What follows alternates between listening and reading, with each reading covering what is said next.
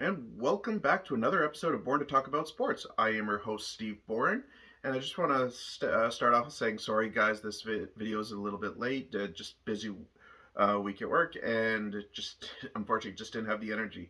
But I am recording this on Saturday, January 28th, I believe. And first of all, I'm just going to go quickly recap of what we saw in the NFL last weekend. Three of the four games went almost as pretty much predicted. The Mahomes high ankle sprain kept the Jaguars in it longer than probably should have been if he was healthy. But I guess the only real true upset was how Cincinnati easily handled the Bills. And I'm just going to go that quickly. Poor game plan by Buffalo defensively. Leslie Frazier was just basically let's give him 5-10 yards every play and see if and force Burrow to make a mistake, and he didn't. I still expect a few heads to roll. Buffalo fired their safeties coach, and I still wouldn't be surprised if Leslie Frazier is dismissed as Bills defensive coordinator. That being said, looking forward to the AFC and NFC championships tomorrow. And I'm going with Cincinnati, and I'm going with the Philadelphia Eagles. I just think Philly's defense and Jalen Hurts is just going to be too much for the Niners, and I'm not convinced Mahomes is going to be 100%, and they need him to beat Cincinnati. But excuse me here, sorry. But my topic for today, it's going to be Bruce. There it is. The way the Vancouver Canucks handled the Bruce Boudreau firing is got to be probably one of the most insulting and just flat out rude things I've ever seen an organization do to their coach. It all started a couple of weeks ago when Elliot Freeman of Sportsnet CBC had a report saying that the Canucks are expected to fire Bruce Boudreau and replace him with Rick Tocchet. And just on the whole, that sounds like a terrible idea because, first of all, why are you bringing in Rick Tocchet when you look at the coaching resumes? Go on hockeyreference.com and look at the coaching resumes between Boudreau and Tocchet. It's not even close. Boudreau is a much better coach than Tocchet.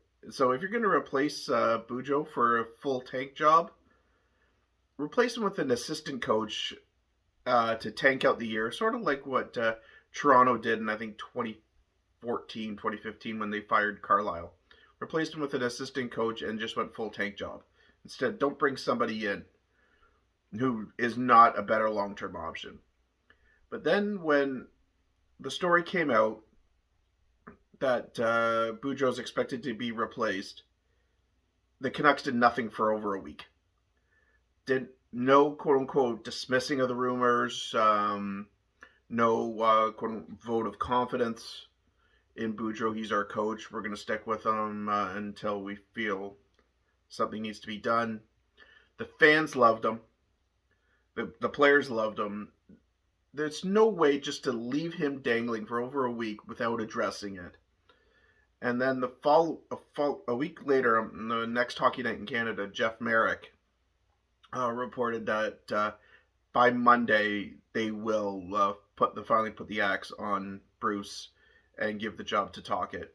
And sure enough, that's what actually happened on the next day, on the Sunday. They said Boudreau. I felt so sorry for the guy having to answer these questions post game and morning skates, and the poor guy was in tears. I don't know how any organization gives themselves any credibility when you leave a coach dangling in the wind like that for over a week, especially in a white hot market like any Canadian market. And to me, that's very disgusting on the Vancouver Canucks. Jim Rutherford as president, I don't care who their GM is, everyone should lose their job. I remember Vancouver was just at one point a faster rebuild than most teams. They had the goalie in Demko. They had the young core with Brock Besser and Elias Pettersson and Bo Horvat. You had a good young core to rebuild off of, and they just didn't do it. They didn't add anything. They added Oliver Ekman Larson from the Arizona Coyotes. Obviously, not a good fit. Um, I think Elliot Friedman was just reporting that Vancouver is like they're gonna blow it up. For what? The farthest they got was what second round, one game away from a conference final. Um, in I believe it was 2019, and then pretty much you go right back to where you were just a couple years, about 3-4 years ago. Even it's like guys like Thatcher Demko, who to me I don't think is proven, is expected. It could be traded. So, excuse me. I'm sorry for you fans of the Vancouver Canucks, but this has got to be one of the most embarrassing years as a franchise. I mean, you treat your manager, who's loved by players, loved by fans, loved by the media too, because let's face it, he's also a great quote, like just a hunk of meat. And I really don't know what else to say about that. I feel sorry for Bruce. Um, I mean, he's 68, 69 years old now, so he doesn't have to coach anymore. He's established himself. I wouldn't say not one of the greatest coaches of all time, not by any means, but he's a solid coach. I mean, I think that's the only way to describe Bruce Boudreau. His day, I mean, he was really good in Washington, really good in Anaheim. Minnesota, for some reason, wasn't a good fit. In Vancouver, he never even got up. He got off to a great start in Vancouver for about 3 weeks last season, when he came in halfway through for Travis Green, and got off to a terrible start this year. And for some reason, somehow it's the coach's fault, when really you should be looking at the general manager in this case. If Travis Green and Bruce Boudreau couldn't get anything out of your roster, it's not the coach's fault. I'm sorry, guys. But that one thing though, as a fan though, this is going to lead up to a fun trade deadline around the Pacific Coast, because Vancouver's going to go full fire sale from what I've heard and read.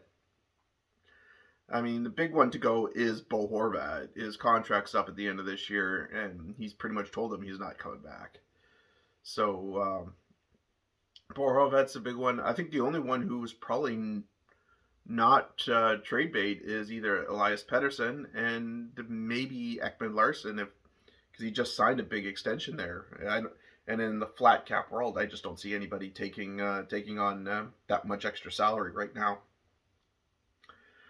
And so that being said, this is going to be a short video today, because I just wanted to go on that rant. I just absolutely disgusted with the Vancouver Canucks organization.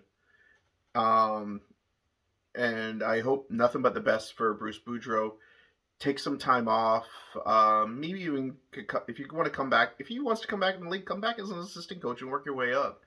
Because before he got the Vancouver job, I think it was for the 2020-2021 COVID shortened season, he was actually offered a job as a Leafs assistant coach, and he turned it down, hoping to get a full-time job, and he waited about another year and a half and finally got it. But Bruce, I'd love it if you were watching, but take some time off, and then if you want to come back, great. Don't feel like you have to. But as people notice the shirt, Austin 360. It's for people who don't know, it is a pro wrestling shirt, WWE, and tonight is one of their biggest shows of the year, the Royal Rumble. And so I'm just gonna quickly make my Royal Rumble predictions, as everyone does this time of year. For the men's, I'm thinking either The Rock is coming back or Stone Cold Steve Austin, and for the women's, young upstart Rhea Ripley of the faction called the Judgment Day. So I hope you enjoyed this video. use the hashtag Born Sports, and I'll see you next week. Enjoy, stay safe, and treat everyone fairly.